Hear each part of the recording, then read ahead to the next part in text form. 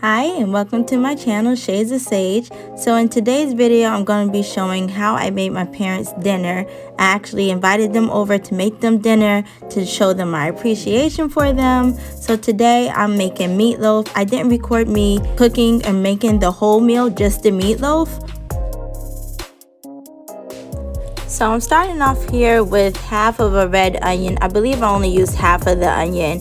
And I am chopping it really finely to put into the meatloaf because I didn't want anyone to bite into a big chunk of onion. So I'm going to be dicing this here.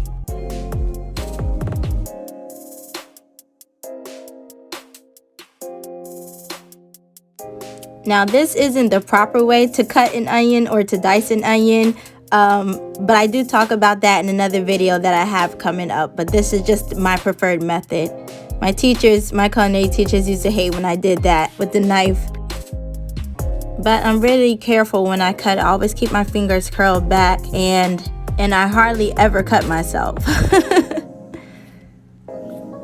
So yeah, I'm just mincing it really small.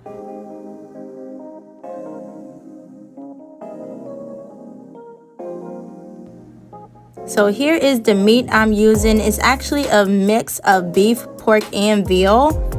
And I think it was about 2.5 pounds. So when I bought this, I knew that it would be perfect for meatloaf because, you know, sometimes if you use just only beef, sometimes it's really tough. But I knew the pork and the veal would make it just a little bit more juicier. So I thought when I bought this would be perfect for meatloaf.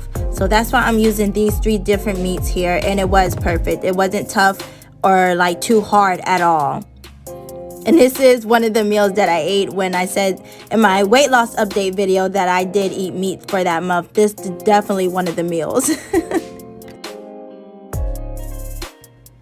So now I'm adding my seasonings to the meat. I always like to use the fresh cracked salt and pepper. So I'm putting that in there. It just tastes better to me when it's fresh cracked. And that is a little bit of onion powder and then some Italian seasonings. And this here is some teriyaki sauce. So I didn't add too much. I didn't really measure things out. I just kind of went by sight.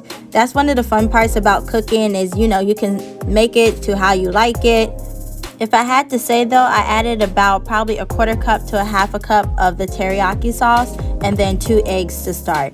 So here I'm just mixing. I love getting my hands dirty when I'm cooking. Of course, you can always wash your hands after, so that's not a big deal. Yeah, so I'm mixing with my hands, just feeling for the texture that I'm looking for and the consistency that I'm looking for. And here you can kind of see that I'm playing around with it, and I knew it wasn't feeling how I wanted it to feel. It wasn't clumping together like I wanted it to. So I knew that I needed another egg, so I added another egg. So 3 eggs total so far. And then I just added a little bit more of the Italian seasoning or the Italian breadcrumbs to kind of clump it together a little bit more as well.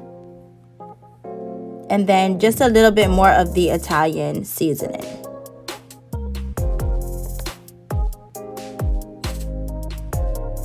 And now I'm mixing again, just making sure that it feels how I want it to, and it does. It's all coming together. So now I'm putting it into my pan. This is my trusty egg pan. I use it like 2 times a day.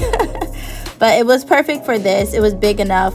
And I'm just molding it. So my mom taught me how to make meatloaf, and she always formed it in like a oblong shape. So that's how I'm making mine as well. I like that shape.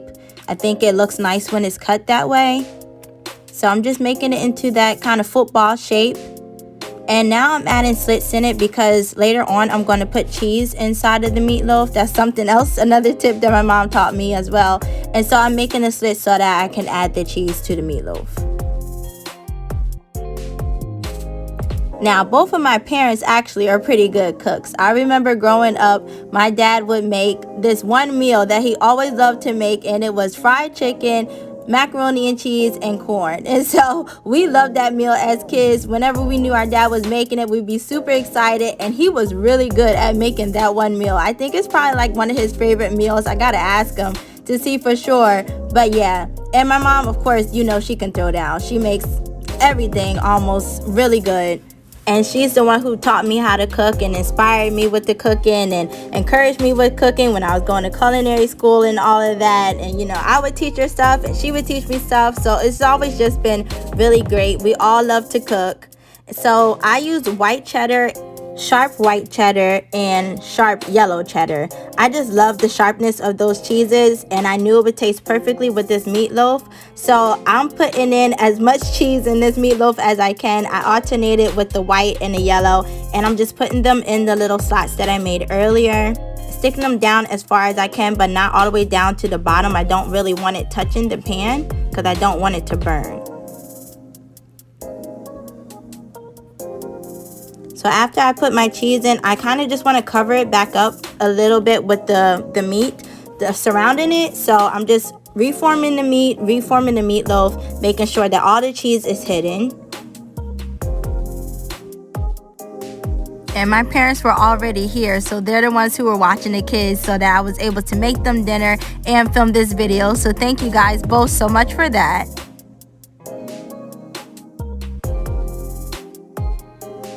And now I'm going to add even more cheese, and I'm just stuffing it into the sides of the meatloaf, just digging it really deep in there so that it doesn't really, you can't see it from the outside, but you'll taste it. I wanted every single bite of the meatloaf to have a taste or a bite of cheese, so I just packed it in there.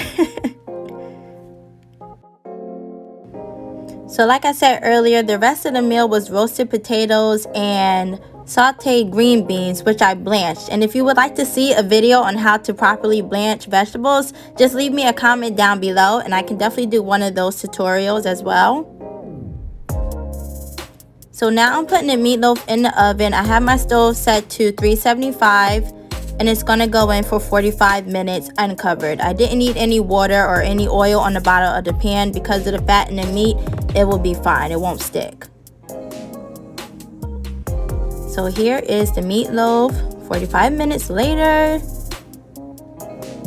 You can see the cheese is oohing out. It's nice and gooey. It looks great. But now I'm going to cover it with foil and put it back in the oven. I was trying so hard not to burn myself here. And put it back in the oven for another 15 minutes. And if you have a meat thermometer, of course you can use it. I think beef is supposed to be at 165 degrees. Don't quote me on that, but I think that's the temperature for beef. And yeah, that's the meal. Thank you so much for watching, and I'll see you in my next video. Bye!